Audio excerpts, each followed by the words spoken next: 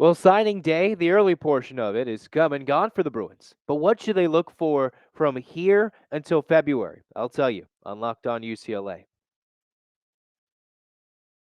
You are Locked On UCLA, your daily podcast on the UCLA Bruins. Part of the Locked On Podcast Network, your team every day.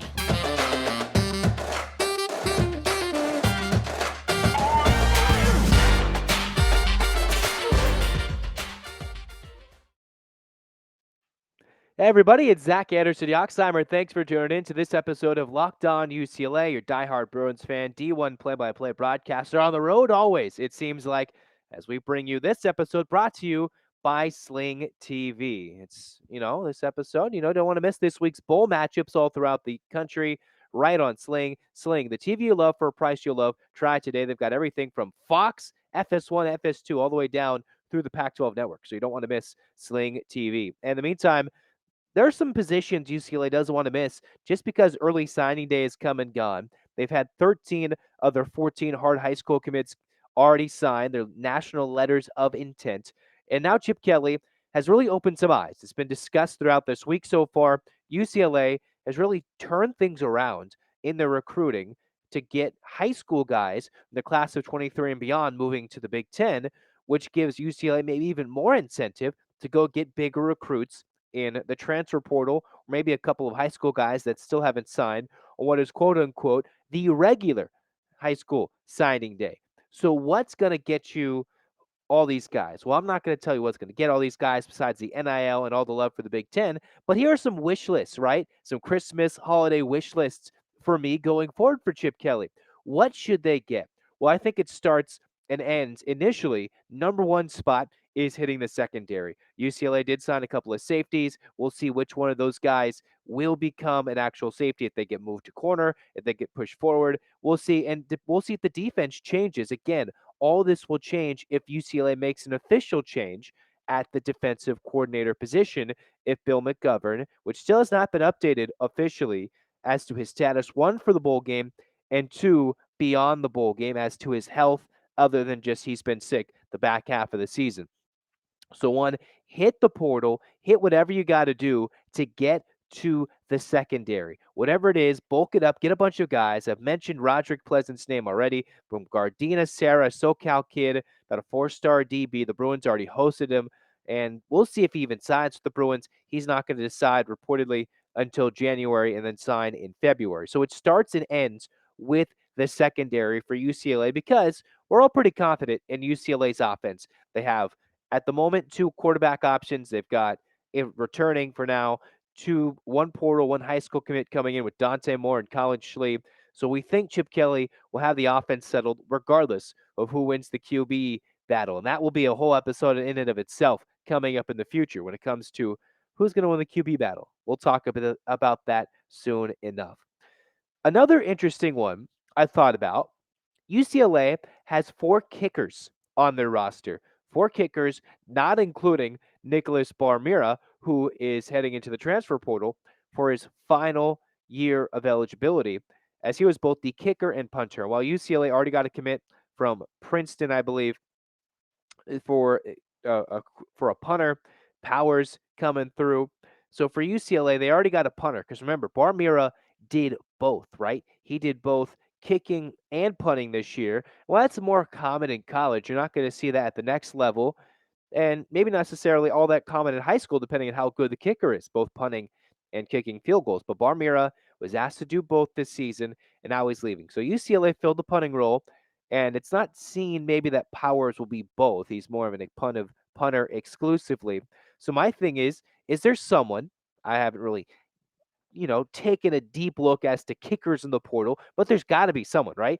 Is there someone who may enter in late? Maybe some kicker you find out of nowhere. You always hear these stories. Of course, the late now Mike Leach, who passed away fairly recently, his story was he found a kicker in what was a student game back when he was, I believe, at Texas Tech, one of his first few stops at head coaching around the Power 5 and the FBS, where he found a kicker in a student game who just kicked and drilled a kick in the middle of a game in a student competition, I believe, and he became an actual kicker for the team and didn't miss an extra point when he was a coach there, I believe, at Texas Tech, if I've got that story correct off the top of my head. And while Chip Kelly doesn't have to do something Mike Leach-esque, maybe what he could do is find ways to get a kicker. You can never have too much depth at kicker because it seems like in the college game, there is no depth at the kicking position.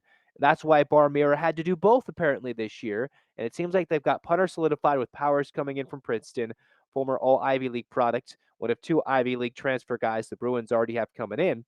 UCLA needs and would love another kicker. Not sure where they're going to find it, but somewhere you got to find, if it's not on your own roster, they have four kickers. If Barmir is not being told, hey, well, you're moving on. He's graduating. He walked on senior day during the SC game. He will play in the bowl game, and then that will be the end of his Bruins career. Of course, the brother of Anthony Barr. Can the Bruins find a kicker? That's something I think that'll be intriguing. If it's not on their roster already, they have four on their roster. He's not there. Is there something they're going to look at going forward? We'll continue different guys who UCLA should go after, but not before I tell you about BetOnline. Can you bet on which guys the Bruins are going to get? Well, you can't fully bet, but just know that betonline.net is your number one source for all your sports betting information, stats, news, and analysis. You got the latest odds and trends for every pro and amateur league out there. College bowl season, pro football is winding down, basketball. They've got it all with BetOnline. If you love their podcast as well, they've got great analysis for their sports betting fixes. They're the fastest and easiest way to getting your betting information. Head to the website today or use your mobile device to learn more. BetOnline, where the game starts, where it starts. Once again, second segment with Locked On UCLA, Zach Anderson-Yoxsimer. If you're watching on YouTube, thanks for tuning in. Hit that subscribe button. Thanks for the support. If you're listening, wherever, thanks for making it your first listen each and every day. We're continuing to talk about my holiday wish list, right? From now, kind of the beginning of early stages of winter, despite the crazy cold front across the country, except in California, where it's only going to be hot during the weekend over the Christmas holiday. UCLA, I've already said, one, needs to hit the secondary. Two, maybe needs a kicker. They got the punter situation fixed or filled, and now they probably, in my mind, if they're not confident in the kickers they have, maybe should go get another kicker, considering Barmira did both this year. We'll see what Chip Kelly does. Moving on, number three, I think you can never have too much depth and too much want and need in the offensive line, right? You have love for the offensive line. You have one transfer portal guy. We'll talk about him at the end of this episode. And then you have a three-star 6'6" commit for UCLA who just signed on the early signing day for UCLA. As the Bruins, you can never be too shy on offensive linemen, right? The Bruins, you weren't necessarily sure could they repeat the running dominance of 21, and they're only better and then some in 2022, largely because of Zach Charbonnet and DTR, but because of the beasts up front, allowing holes for Charbonnet to get to the second level or give it time for DTR to make the read and make bursts out to the side, either way, making his read on the zone read. So for UCLA, never having too much offensive line depth should not be a problem. They've already got a couple, and Chip Kelly's already mentioned there's still guys who they can go after in the portal, not necessarily offensive line specifically, but UCLA and Chip Kelly has already said, hey, we can go after a couple more guys. There's still guys we're hosting on campus, and gosh darn it, why wouldn't you want another offensive lineman? There's no reason to not bring in offensive linemen. I call games for teams in the college level where they're wanting offensive linemen. Teams need offensive linemen. To get to the Big Ten, to be successful, you've got to be dominant up front and at least hold your own, especially on the offensive line, against some, at the moment this year in the Big Ten, beasts defensively from Iowa, from all these teams who maybe can't score the ball, maybe aren't all around crazy, spectacular football teams and exciting as Chip Kelly is. But for him to continue to be innovative and be relevant for UCLA going forward, it's fun to get Dante Moore and talk about him and how special he can be, and all these running back recruits in the portal and the wide receiver recruits, whether they need an alpha dog or not at the receiver room. It's going to come down to, can UCLA give Dante Moore, or whoever's starting in 23 and then beyond, one would expect it to be more, time up front? In the end, go get those offensive linemen, because UCLA needs the physicality up front. They just would love to add more. And UCLA, it just comes down to be physical up front and build for the Big Ten. It's one thing to have the Pac-12 And we can see Stanford over the years, last few years under David Shaw until he stepped down from the position, their physicality up front stepped down. And the teams who did better, like the Oregons and the Washingtons and the UCLAs, and arguably maybe not USC in the offensive line as much this year, but you could say the best four teams, maybe five if you're willing to add in Oregon State too, because all those teams were bunched up at the top of the Pac 12, had solid offensive lines, either one protecting their quarterback for a brief time or setting up the run game. So UCLA needs to continue to dominate getting offensive linemen moving forward. So, you can never hurt. You see an offensive lineman, books and ball, you just almost always assume they're going to have the books down. They can ball, they can block up front. That's Chip Kelly's favorite thing. Go get some big boys up front and continue to beef up the run game by opening up some holes. It doesn't matter who's running the ball, even if the running back isn't top tier. But if you got a big gaping hole up the middle or through certain A or B or whatever gaps there is, or bouncing it outside, if there is a hole in the run game that Chip Kelly can design well, and you can go get a hole, doesn't matter who's running, you're going to get 5 yards a pop, like the Bruins were averaging for large portions of the season. And finally, to get my rambling done, you got the Bruins. Maybe just because, just because I want UCLA to get this specific individual, and the position group as well could always serve as an extra ad, right? DeColdis Crawford. UCLA's already offered him. He was a one-time LSU commit, then eventually went to Nebraska, got banged up, got hurt, became a viral sensation because of the name and the NIL deal and his branding and his commercial deal. DeColdis Crawford is one of those guys who has just a spectacular, it's what some people might say, the all-name team. DeColdis Crawford, a three-star receiver from the Louisiana area, about a top 20 guy from a good state that produces some pretty good football talent.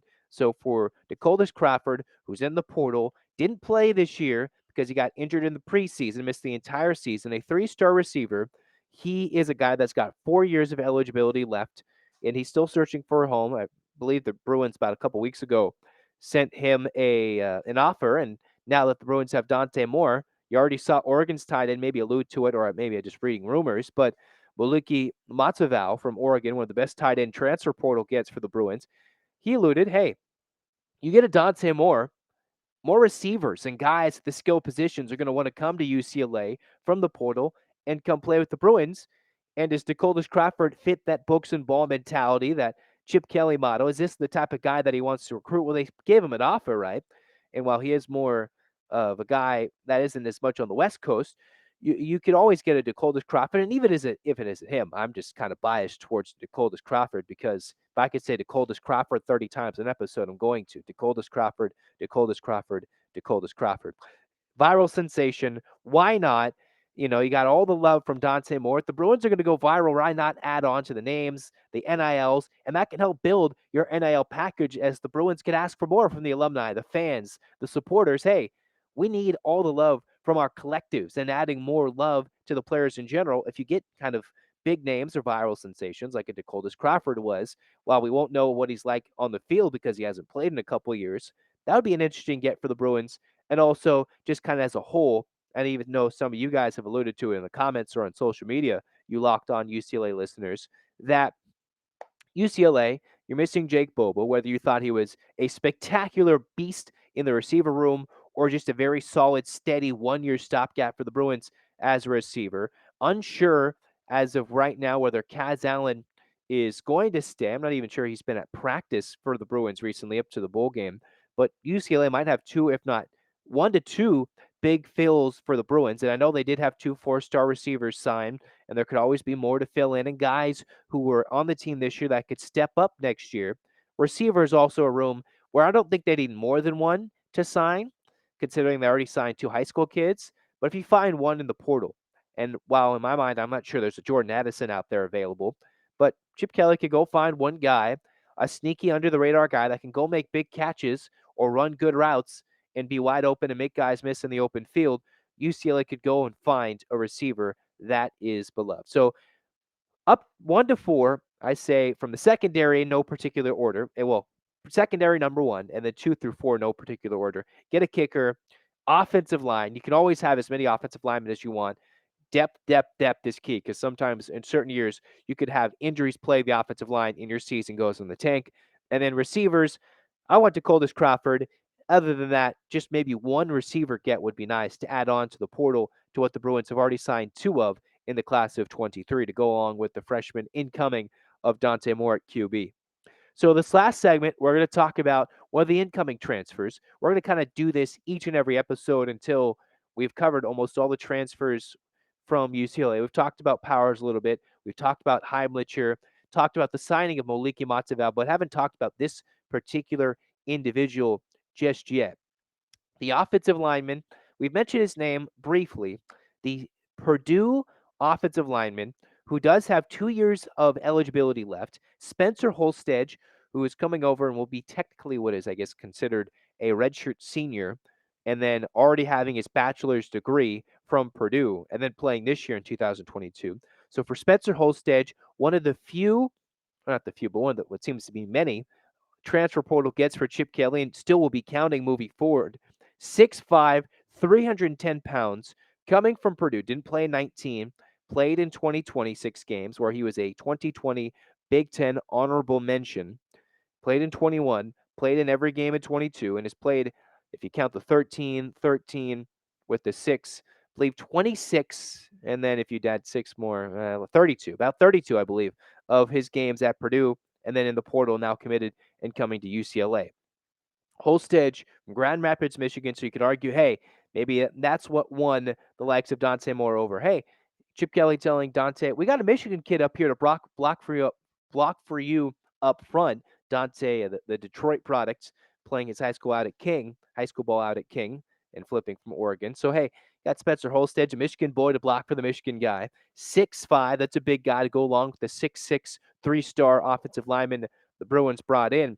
And then probably the biggest thing that Chip Kelly loved the most is two-time academic All-Big Ten. Chip Kelly's mantra, which has already been blown out of proportion in the best way, books and ball. He wants guys that can books and ball. And you get a two-time academic All-Big Ten product out of the Big Ten. Offensive lineman, well, as I've already mentioned, you want more, but when you got a guy who's already been proven as a honorable mention in the Big Ten, has made 32 appearances in his last 32 games in the last 2.5 seasons in COVID, and then 21 into this season in 22. And then from the various outlets that cover college football in the preseason, you go to Phil Steele's, I believe was the Athlon. He had about 3 to 4 preseason accolades of being a preseason All Big Ten offensive lineman for Spencer Holstege. So that is a guy, one of the already many commits, as many as I guess you can get in the transfer portal for being a Power 5 team for UCLA, an academic All Big Ten. And I've seen guys and people in the comments, especially the YouTube videos, saying it's become a disgrace with all the transfer portal commits and with all the guys coming, and is UCLA becoming a disgrace with the public school mantra, and as Bill Walton already went off the rails, maybe not the rails, but going off the wall saying, hey, we don't like this move to the Big Ten. Well, this is who Chip Kelly's recruiting. Only guys who have their degrees and can obviously, maybe they can work the system a little bit and get guys in for the grad program. This is a guy who's an academic All Big Ten. He's only going to get these guys who can fit his system. That's why it took a little bit for Chip Kelly to work his way into everybody's hearts around UCLA, around Westwood, and quote unquote Pasadena as well for his recruiting. He wanted to get his guys, build his year up, and as everybody's probably mentioned already, and I'll mention one more time, they've gotten better each and every year, record-wise, winning percentage-wise, and been in more competitive games in 2020. Guy became a winning team in 21 and a very competitive team, and arguably maybe underperformed this year, but still, as we talked with longtime UCLA Bruin and Hall of Famer Ed Kazarian before on this podcast, the 10 wins is a very special thing, regardless of if they had chances for more or not. So this is a team that's been special this year, and when you hit the portal, he's going to get those academic guys. He knows what's the requirement for UCLA, one of the toughest institutions to get into just on applying there for people around the country, even if you're not playing a sport. It's one of the toughest places to get into. He's getting these academic all Big Ten products in Spencer Holstege that can bolster an offensive line room, help say, hey, this is what it's like to play in the Big Ten. He's got 2 years of eligibility. Hopefully he uses them both, and then says, all right, last year Pac-12, maybe plays the last year of his career and first year in the Big Ten and kind of service to the younger guys and the other offensive linemen, saying, hey, this is what it's like to play in the cold in the Big Ten. And not that the Pac 12 didn't have cold, rainy conditions, whether depend on the day you went to Seattle or Pullman or Eugene or other places, but it's a different beast going from the Pac 12 to the Big Ten. Holstedge can maybe be that gap, not trying to put that on him, but just it's nice to see Chip Kelly say, hey, this is a guy who's in the portal. Let's grab him, a guy who's got the academics, who can help fill that academic requirement of UCLA, the books part, and he's got the you know, athletic ability to go with it in the offensive line, saying, hey, this is a guy that can ball too. He's only going to get guys that he think can ball in his system, and he certainly knows what the academic requirements are for UCLA. And Chip Kelly and Spencer Holstege fits both and will certainly and hopefully be a fit for UCLA in 23 and hopefully 24 if he sticks around for the 2 years of eligibility that he has. Well, that's going to do it for Locked On UCLA today. Go make Locked On Sports Today your second listen. They've got big game recaps, takes of the day, everything. Go make that your second listen. In the meantime, we're going to come back. We're going to also talk about before the Christmas holiday, before the weekend, we'll highlight another transfer portal get for UCLA, talk about him, and also talk about what was the review of UCLA's non-conference schedule. I've kind of skated by saying, all right, this is what they've done. This is what they've done here with Mick Cronin. I will give my grades for UCLA basketball heading into the weekend. Obviously, it's probably a lot of good stuff with the winning streak they're on. We're going to talk about that in the next episode of Locked On UCLA. In the meantime, thanks for your support, subscribing. We've got hopefully all the bandwidth and the resolution fixed. And if not, we're just in bad Wi-Fi in the homes of places that have no Wi-Fi as we travel for the holiday season. I hope you guys, as listeners and viewers, have the best holiday season and safe travels. In the meantime, keep on going. Locked On UCLA listeners, it's 8 o'clock time, baby. And 1, 2, 3, 4, 5, 6, 7, 8. UCLA. UCLA fight, fight, fights. Zach Anderson-Yoxsimer signing off. This has been Locked On UCLA. Go Bruins and happy holidays.